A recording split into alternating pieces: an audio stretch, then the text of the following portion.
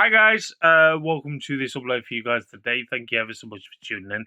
If you're new to the channel, you're more than welcome to come back for anything professional wrestling related content right here exclusively on youtube.com is no other than here on Wrestling Fan Open Mic Night. I know it's night time somewhere in the world that may be, but thank you ever so much as always. I'm grateful for anyone that actually hits that subscribe button, and 58 of you have hit that subscribe button.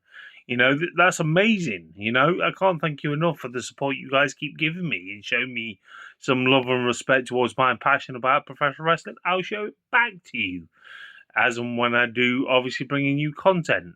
Now, obviously, as you know full well, if you don't know by now, I cover other stuff in professional wrestling. I just want to say to you guys is AEW Dynamite this past week was actually a solid show. A lot of fallout, passionate promo from Darby Allin, like as always.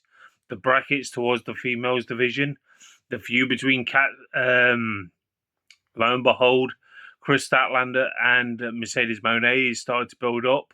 I personally feel that the way I want to say this, I want to get this off my chest, that the way DC Comics is all over the place on the AEW programming, I don't like that idea. I've never liked it with the sponsorship deals towards the likes of the WWE. I don't like with all the sponsorship and all that lot. It's just like all in your face.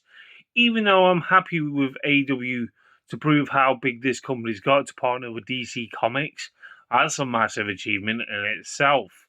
And I want to say this, looking forward towards the direction where AEW is going towards Full Gear, I'm ready and I'm excited for Full Gear already. And we're only just falling out from Wrestle Dream last Saturday.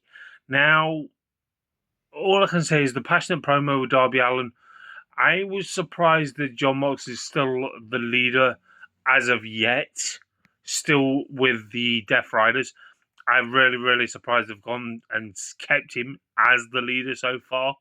I thought they would kick him out or some way or form, but nope. He's had pretty much three strikes. He's out. He should have been by now. I feel like they should be finding a new leader. I was hoping it was going to be someone like Karrion Kross, because the way I was watching his documentary on Monday night after Monday Night Raw. Obviously, I don't watch Raw, but I mean, when it aired, if you know what I mean. But I just want to say to every one of you guys that the women's division is on fire in AEW. I'm looking forward to the feud towards, obviously, the Chris Statlander and Mercedes Moné. I feel like it's going to be sort of DC comic sort of thing. It's when you got like Supergirl and Superman sort of vibe with that.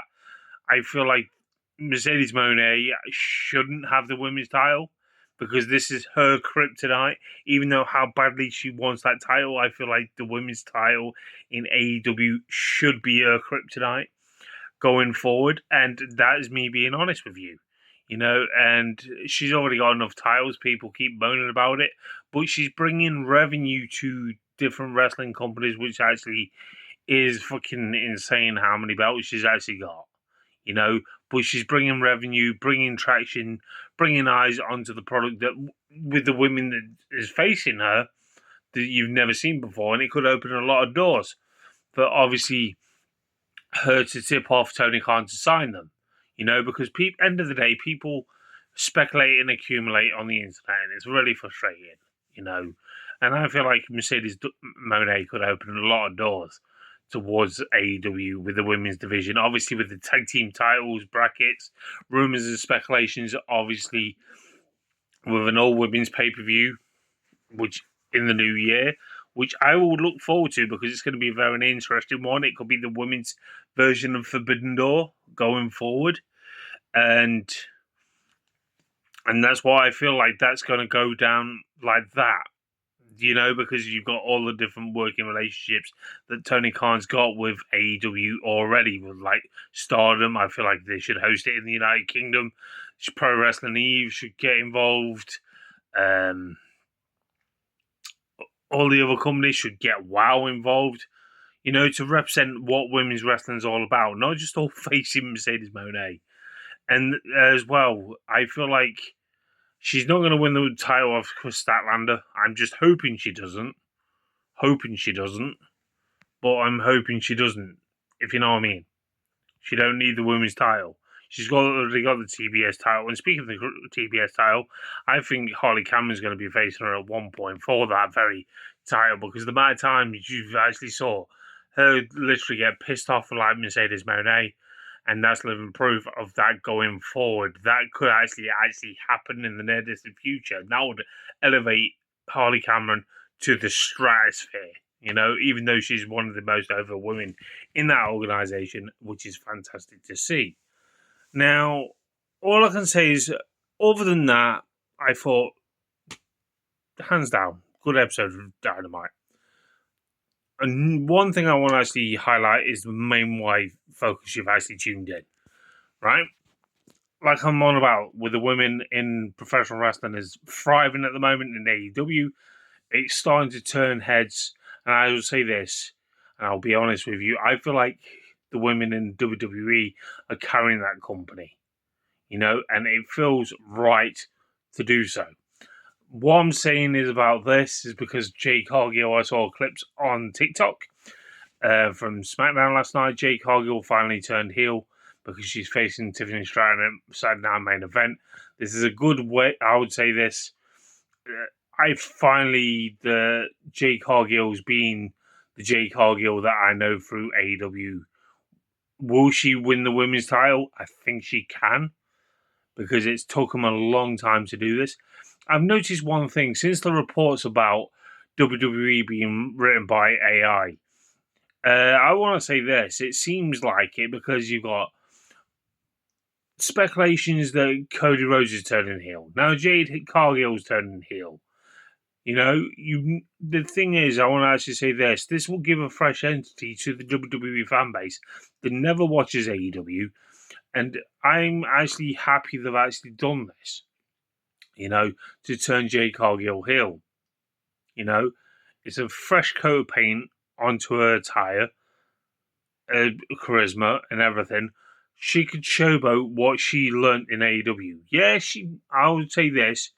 She hasn't developed that much in the ring by what I've seen when I was watching AEW.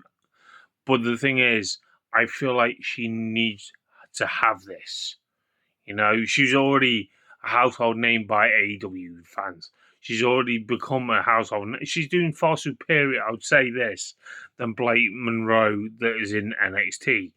You know, Jade Cargill was a massive risk to take her straight to the main roster, and now they're actually starting to execute her perfectly. You know, I'm glad they're actually pushing, how to put it in a polite term without people taking offense, black professional wrestlers. It's been a long time coming. You know, we've not had a decent black female champion.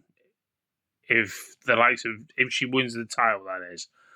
And we've not had one with the likes of Kofi Kingston, but people class Cody Rhodes as part black. I don't know why, but I know his bloodline. But all I say is this: job well done, WWE. You've actually done something right for a change. You know, are you actually stepping up the gear now because you've literally made ESPN lose over $300 million already since your deal started? That's mad. That is mad when I saw the reports of that. And saying that this is where they need to boost up their gear going forward, keep the momentum going, what they're actually doing. I may start watching it back again in the new year. There's an exclusive for you, but shh, keep it stum. But they just need to literally up their ante, you know, and that's just me being honest. But yeah, other news I could actually say to you guys is that I've actually done the AEW Dynamite vlog intro. That will be on my vlog from December when I go to Manchester Co-op Arena. I'm looking forward to that with my mate Paddy and other people along the way. You know, big shout out to Luke on Wrestling 99, based on TikTok. He's joining us. Hopefully, a few other people. End of the day, it's going to be a great 2 day away. You know, I'm looking forward to going. You know, still don't know about for Love of Wrestling next year. All in, hopefully. I'm really hoping for that in the near distant future. But like I'm saying to you guys, is that I'm really, really looking forward to Dynamite in December. But at least one thing I can say this: it seems like WWE are now forcing up and changing up a gear. That's just me being honest. It's been long overdue, and all I can say is, job well done, WWE. Keep it up. I don't know what else happened on SmackDown, but all I can say is that it's about time that they start turning heads towards certain people, and they needed to do it fast. And it's weird that how many wrestlers are you fan? The thing is, I know this sounds daft, but I'll literally say this, being honest with you.